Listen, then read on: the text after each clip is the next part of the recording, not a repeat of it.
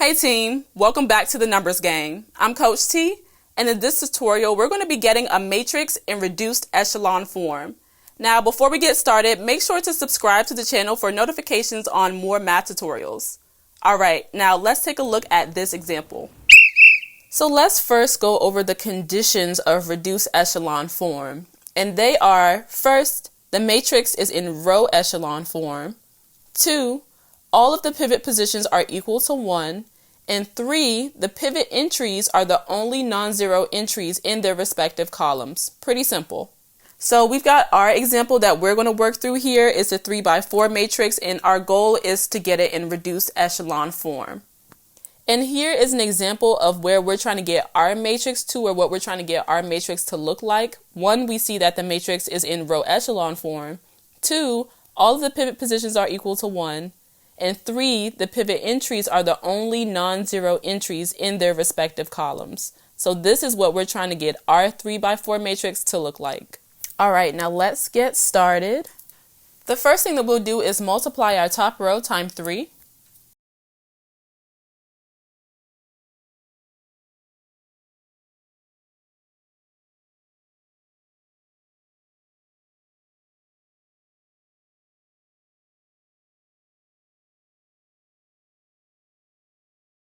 And then we'll subtract row 1 from row 2.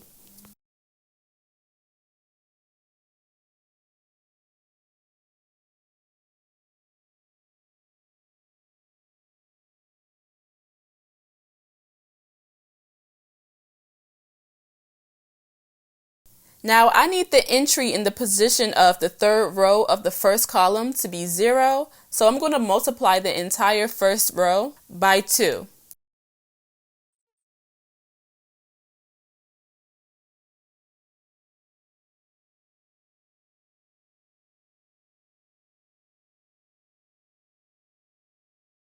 And then I'll subtract row 1 from row 3.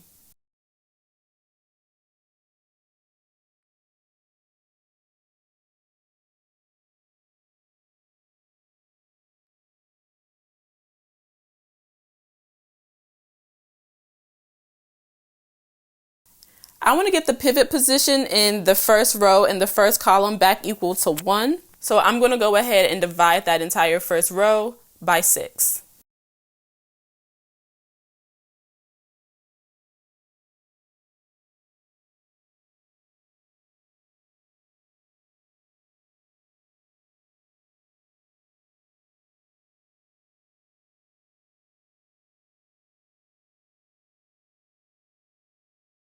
All right, we're getting there. Our first column looks the way it should, so let's keep working through the rest of our matrix.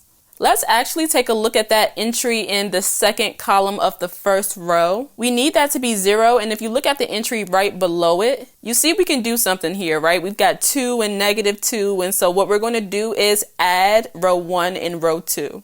We're actually going to add row 2 to row 1, so row 1 is where we're going to make our change.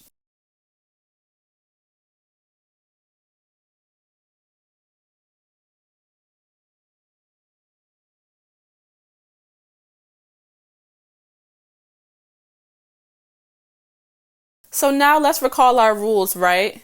Or we could just take a look at our reference matrix over here. The pivot entry in column 2 needs to be the only non-zero entry in this column. So therefore we see that we need the entry in row 3, column 2 to be 0.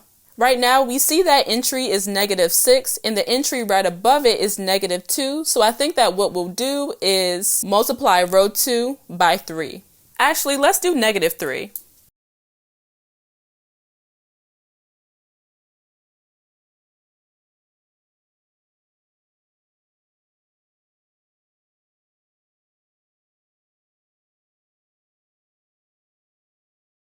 And then we'll add R3 and R2.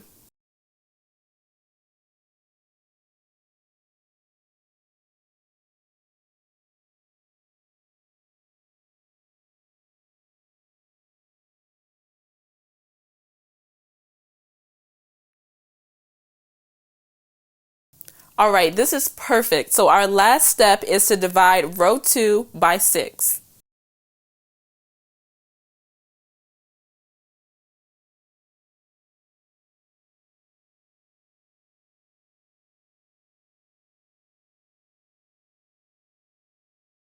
And there you have it. We've gotten our matrix in reduced echelon form. If this video was helpful for you, give it a thumbs up, like the video, and subscribe to the channel for more math tutorials.